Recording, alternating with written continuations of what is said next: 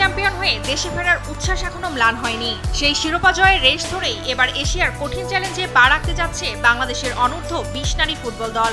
6 August থেকে লাওসে শুরু হচ্ছে এএফসি অনূর্ধ্ব 20 নারী এশিয়ান কাপ বাছাই পর্ব। সেই মঞ্চে এবার পরীক্ষা দিতে চলেছে আফ্রিদা স্বপ্নারা। তারই ধারাবাহিকতায় বুধবার বাংলাদেশ ফুটবল ফেডারেশন বাফুফে আনুষ্ঠানিকভাবে ঘোষণা করেছে 23 দলের স্কোয়াড। কোনো চমক নেই, সদ্য সমাপ্ত সাব চ্যাম্পিয়নশিপে অপরাজিত চ্যাম্পিয়ন হওয়া দলের সবাইকে রেখেছেন কোচ পিটার বাটলার। সাফের ছন্দকেই তাই এবার এশিয়ায় টেনে নিতে চায় দল।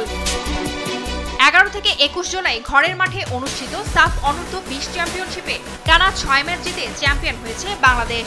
সেই ম্যাচে নেপালকে 4-0 গোলে হারিয়ে ট্রফি তো জিতেছে, সেই সঙ্গে জিতেছে আত্মবিশ্বাস, ছন্দ আর দলীয় ঐক্য।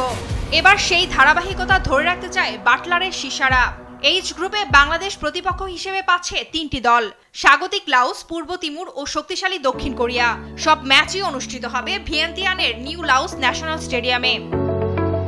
সবকিছু ঠিকঠাক থাকলে বাংলাদেশ দল 2 আগস্ট ঢাকা ছাড়বে। উদ্দেশ্য লাওসের রাজধানী ভিয়েন্তিয়ান।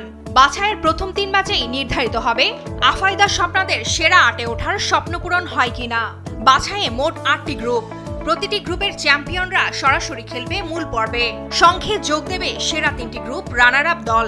কঠিন হিসেব, তবে অসম্ভব নয়, বিশেষ করে আত্মবিশ্বাসে ভরপুর এই দলটার জন্য। সাফ জয়ের পর এই দল এখন দেশের ফুটবলের এক উজ্জ্বল প্রতিচ্ছবি। এশিয়ার পরীক্ষায় তাদের পারফরমেন্স অনেকটাই নির্ধারণ করে দেবে বাংলাদেশের নারী ফুটবলের ভবিষ্যৎ রূপরেখা। ফারজানা আফরোজ টুম্পা, স্পোর্টস ডেস্ক, দেশ টিভি।